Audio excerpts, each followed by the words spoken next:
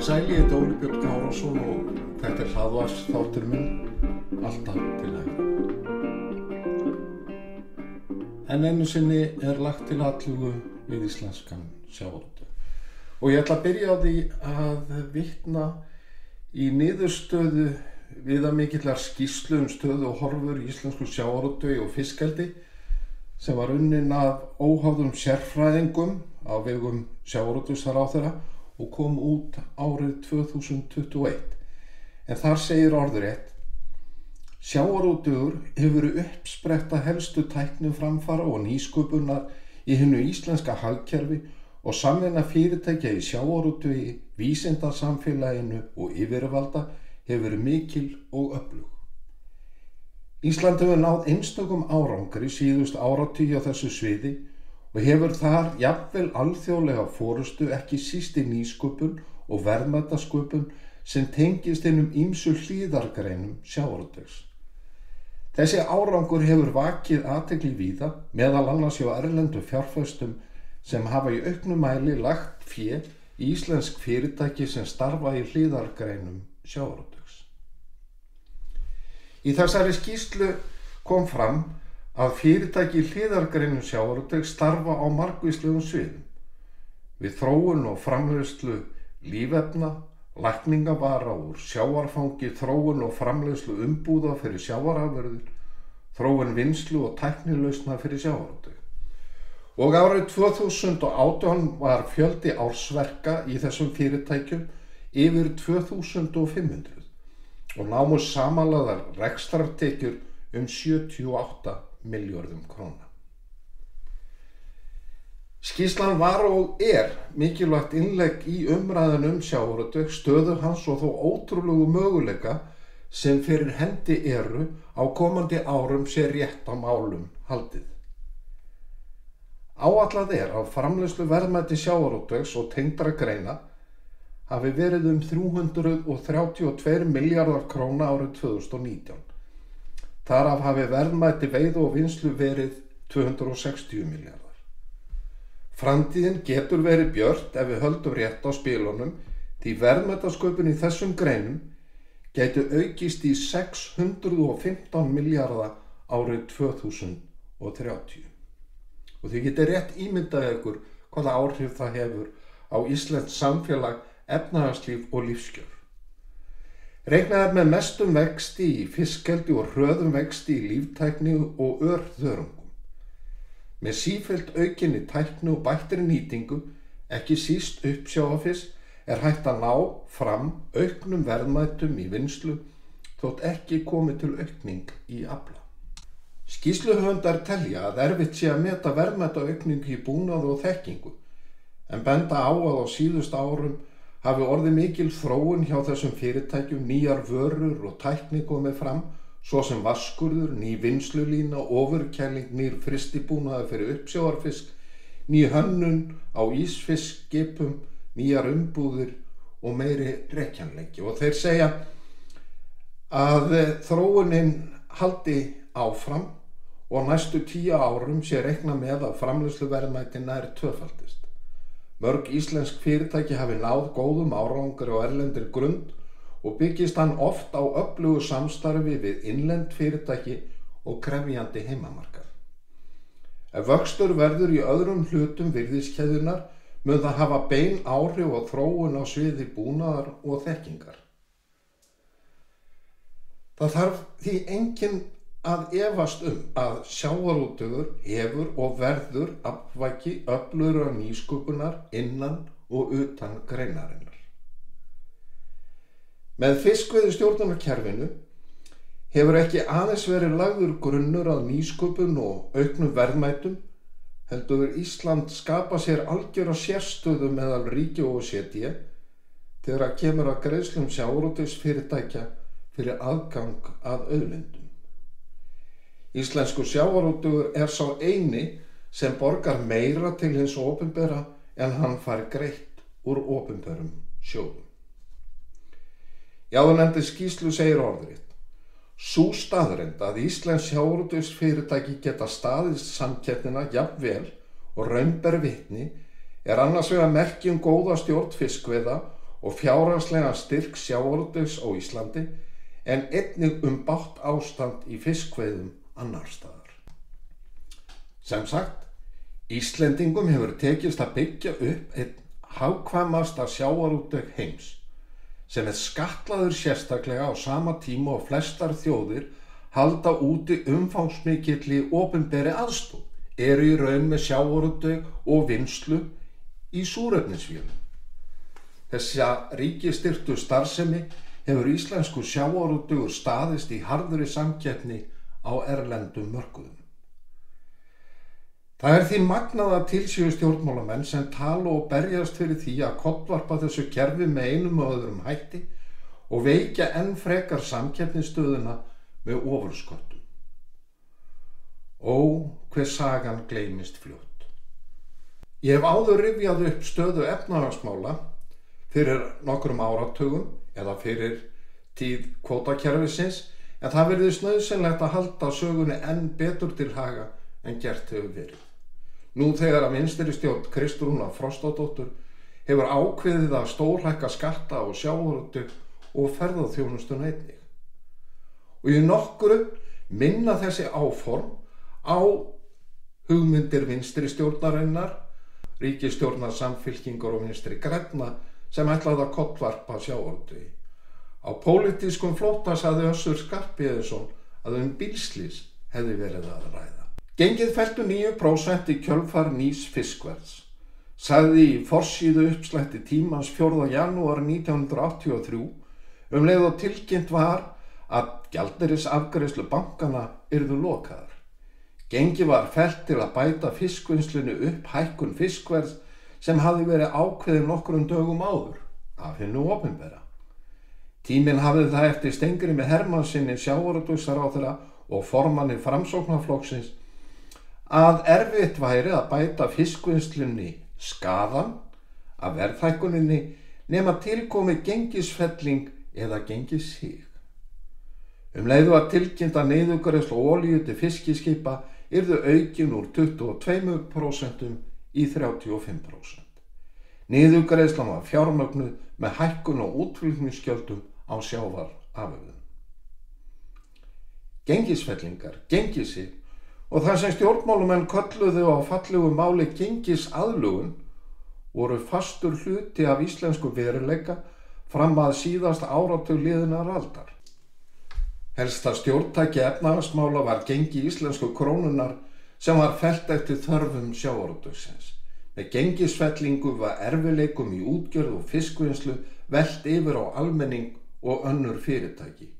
Óhagkvæmni sjávarútvegsins var baggi sem launafólk varð að bera. Töfralausn á öllum vanda var gengisfelling. Komist var hjá því að stokka upp spilin í sjávarútvegi og taka á óreiðu í fjármálum hins opinbera. Tæpu ári áður en Tíminn sló upp 9% gengisfelling á forsíðu, greindi Morgunblaðið frá því að gjaldeyrisdeildir bankanna hefðu verið lokaðar í 8 daga. Og aðeins nauðsynlegar yfirfærslur fengist gegn því að viðkomandi greiði 15% aukagjald ofan á hina raunverulegu upphæð sem síðan verði gert upp þegar nýtt gengi hefur verið skráð. Þá hafði gengið ekki verið skráð í 12 daga. Í ágúst 1982 gaf ríkisstjórnin út bráðabirgðalög aðgerðir í efnahagsmálum en vegna samdráttar þjóðartekna og í þeim tilgangi að draga úr víxlverkun kaupgjalds og verðlags, eins og þar sagði, skal frá 1. desember 1982 fella niður helming af þeirri verðbótahækkun launa ella hefði orðið. Jafnframt var gengið fellt 13%. Það var ákveðið að sá gengismunur sem kunni að myndast vegna sölu og útfluttum sjávarafurðum skuli lagður inn á sérstakan gengismunasjóð. Skyldi sjóðnum varið til að styrkja sjávarútveginn. Þá átti að draga úr innflutningi meðal annars með því að takmarka lán til vörukaupa og kaupa á vélum og tækjum. Ragnar Arnalds fjármálaráðherra sagði að þessu tilefni: með þessum bráðabirgðalögum byrðunum dreift vítt og breitt, Flestir verða að taka eitthvað á sig, bæði launamenn og atvinnurekstur. Frá ársbyrjun 1980 til loka þess árs hækkaði gengi dollars nær 58% og á 6 árum, frá 1980 til 1986, rýrnaði virði krónunnar gagnvart dollar nær 16-falt eða 1600%. Verðbólga var krónísk. Árið 1980, 81 og 82 var verðbólga alltaf yfir 50% og árið 1983 var verðbólga 84% og fóru upp fyrir 100% á tímabili. Á 6 árum, frá 1980 til loka árs 1985, liðlega 11-faldaðist verðlag á Íslandi. Hækkaði meira en 1000%. Efnahagslífið og allt kerfið var rotið og komið að fótum fram. Fjármálakerfið var í helgreipum opinberra afskipta og stórum hluta í ríkiseigu og undir pólitískri stjórn. Sérstakur úreldingarsjóður fyrir fiskiskipa starfræktur til að hvetja útgerðarmenn til að leggja skipum, enda hafði sóknarkerfi og pólitísk miðstýring leitt til offjárfestingar. Afurðalán voru veitt til að styðja við útflytjendur og olíusjóður greiddi niður olíukostnað fiskiskipa. Framkvæmdastofnun ríkisins var ætlað að hlaupa undir bagga með sérstakri fjárhagsaðstoð við útgerðarfyrirtæki, ekki síst bæjarútgerðir sem voru umsvifamikil og í raun með meiri hluta sjávarútvegs, en þær voru flestar ef ekki allar á barmi gjaldþrots.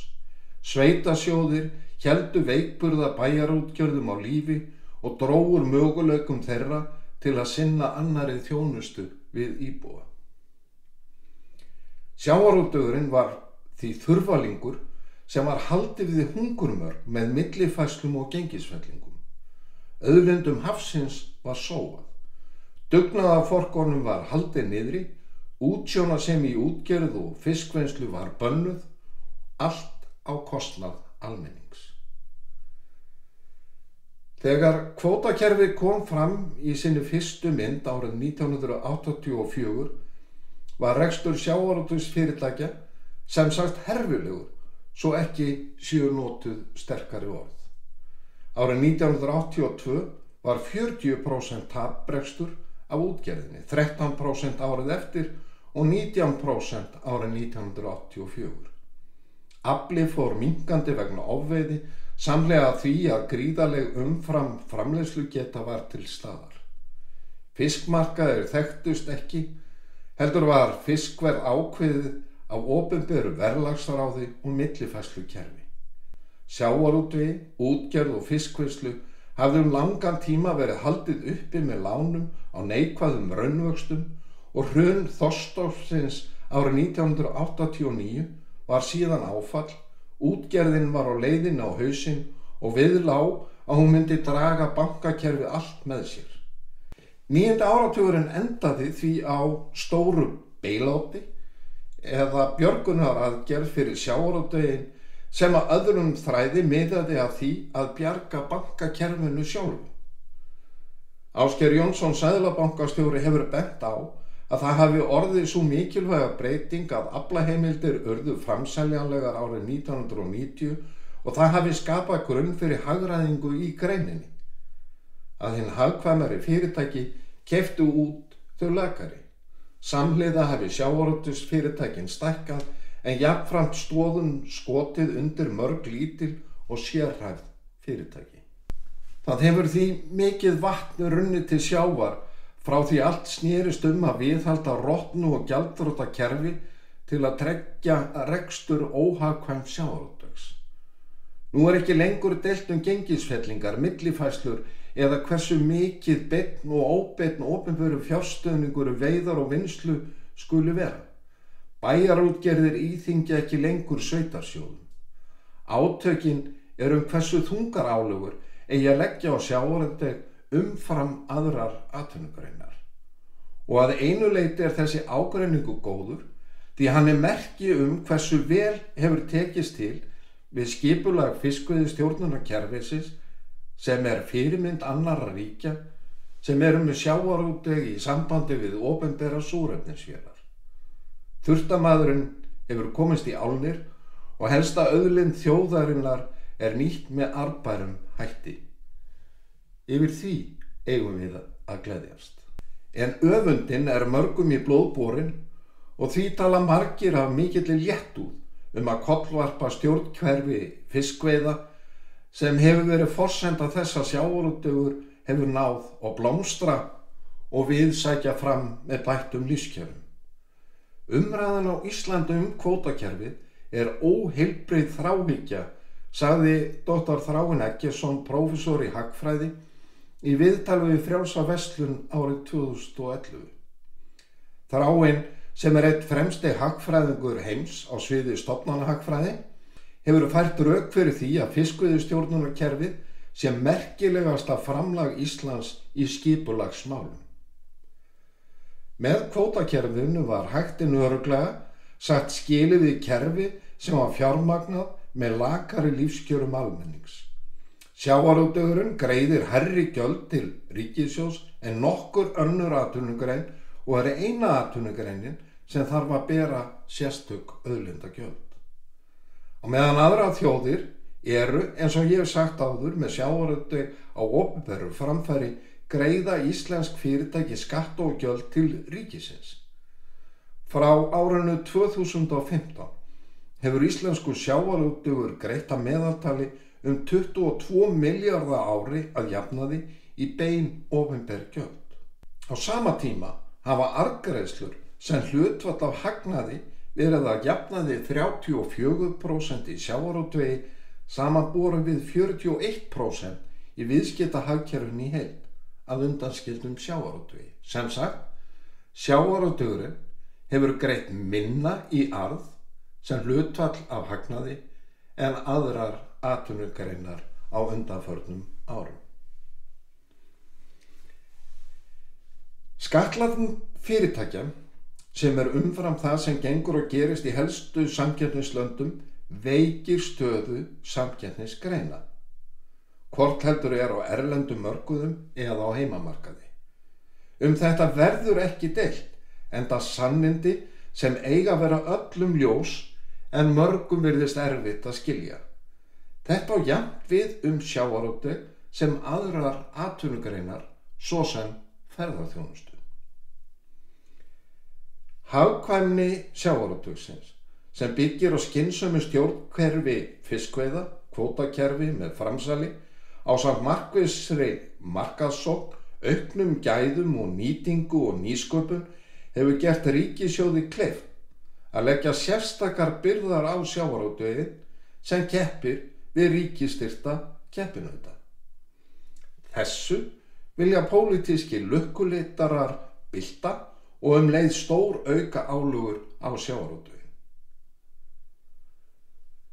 Það verður ekki efast að ásetningur og vilji vinstri stjórnar Samfylkingar og Vinstri grænna að bylta þjóðfélaginu var einlægur. Skattkerfinu var umbylt, lögum var breytt, eftirlit hert og sérstaklega sótt að millistéttinni, sjálfstæðum atvinnurekendum, stóriðju en síðast en ekki síst að útgerðinni. Fátt fer meira í taugarnar á sönnum sósíalistum en sæmilega stöndugt útgerðarfyrirtæki.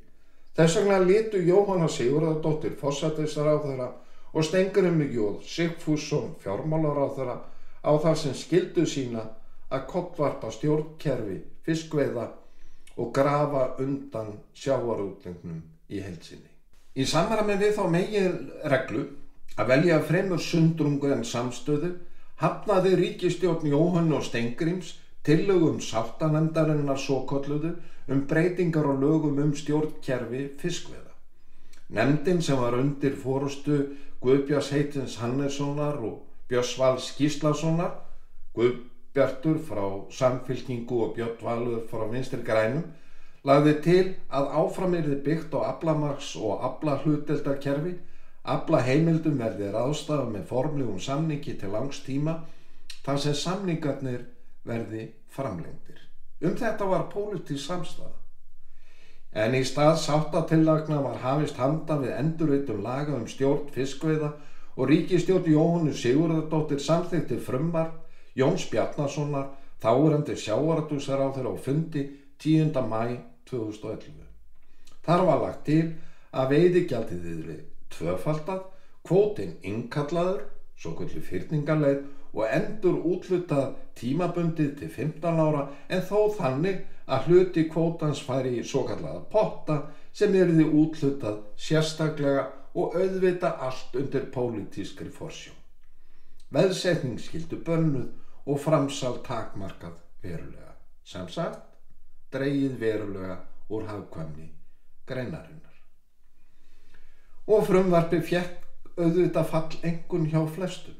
ASÍ varaði við samþykkt þess. Samtök atvinnulífsins bentu á þá einföldu staðreynd að verið væri að leggja sjávarútveginn í rúst. Margir þingmenn vinstri stjórnarinnar lögðu á flótta þegar þeir gerðu sér grein fyrir þeirri miklu andstöðu sem var við frumvarp ríkisstjórnarinnar. Jóhanna Sigurðardóttir forsætisráðherra vék sér fimlega undan ábyrgð og í Kastljóssviðtali í september 2011 felldi hún dómur frumvarpi sem hún hafði þó samþykkt á ríkisstjórnarfundi með eftirfarandi. Þetta var gallað frumvarp að mörgu leyti og Össur Skarphéðinsson, þá utanríkisráðherra, gaf eftirfarandi einkunn. Það var eins og bílslys, sagði hann frumvarpið. Ríkisstjórn Samfylkingar og Vinstri grænna gerði fleiri tilraunir til að eyðileggja stjórnkerfi fiskveiða og grafa undan sjávarútvegi, en hafði, þegar á hólminn var komið, ekki pólitísk þrek eða styrk til þess. Það verða því fáar fyrirmyndir sóttar til vinstri stjórnar Samfylkingar og Vinstri grænna 2009 til 2013, en vítin sem ber að varast eru fjölmörg. Með skipulegum hætti hafa andstæðingar viðskiptafrelsis reynt að grafa undan athafnamönnum með ágætum árangri. Ekki aðeins í sjávarútvegi, heldur einnig í öðrum greinum. Þeir hafa sáð fræjum tortryggni gagnvart þeim sem stunda atvinnurekstur, gert þá sem hagnast á viðskiptum af skotspæni og táknmyndum hins illa. Skiptir engu hvort er að ræða dugnaðarforka sem byggt hafa upp glæsileg fyrirtæki í sjávarútvegi eða iðnaðarmenn sem byrjað hafa með 2 hendur tómar en með elju og útsjónarsemi komið á fót traustum og arðbærum fyrirtækjum. Ekki einu sinni litlir atvinnurekendur, bakbein frjálsara viðskipta, fá að vera í friði líkt og Samfylkingin hefur sérstaklega hótað. Allir eru tortryggðir samkvæmt reglunni að þeir sem stunda viðskipti séu í eðli sínu eiginhagsmunasekkir sem skari eldað eigin köku á kostnað almennings. Tilraun ríkisstjórnar Jóhönnu Sigurðardóttur og Steingríms J. Sigfússonar til að knésetja íslenskan sjávarútveg var í raun þáttur í áralangri baráttu vinstrimanna gegn frjálsu viðskiptalífi. Margir atorkusamir atvinnurekendur skildi ekki og skilja ekki enn að þegar búið er að koma böndum á svokallaða sægreifa, kemur röðin næst að þeim. Í barslegu sakleysi sátu þeir þegjandi hjá og nokkrir glöddust raunar yfir því að nú skyldi útgerðin látin borga. Og nú ætlar vinstristjórn Kristrúnar Frostadóttur að leggja aftur til atlögu við atvinnulífið. Nú er það ferðaþjónustan sem í skotlínunni ásamt sjávarútvegi. Sú hætta er raunveruleg að dregið verði úr samkeppnishæfni 2 mikilvægustu útflutningsgreina okkar sem eru í harðri alþjóðlegri samkeppni með ofursköttum. Og til skamms tíma munu tekjur ríkisins líklega aukast en til lengri tíma lækka vegna minni umsvifa, lakari afkomu og fækkun starfa. Allt í nafni jöfnuðar vinstrimanna, jöfnuðar niður á við, ekki upp á við. Og lífskjör okkar allra munu versna í kjölfarið. Hagfræðingar Hagfræðingar eru gjarnir á að deila hver við annan og virðast sammála fátt annað en ágæti sinnar eigin fræðigreinar. En flestir, að minnstakosti þeir sem telja sæmilega frjálslyndir, eru þó sammála að eitt lögmál sé í gildi. Því meira sem eitthvað er skattlagt, því minna færð af því. Að sama skapi, því meira sem velgengni er skattlögð, því minni verður velgengni. Kannski að þingmenn stjórnarinnar í Viðreisn sérstaklega ættu að hafa þessi sannindi í huga. Ég þakka þeim sem hlýddu. Eigið góða stund.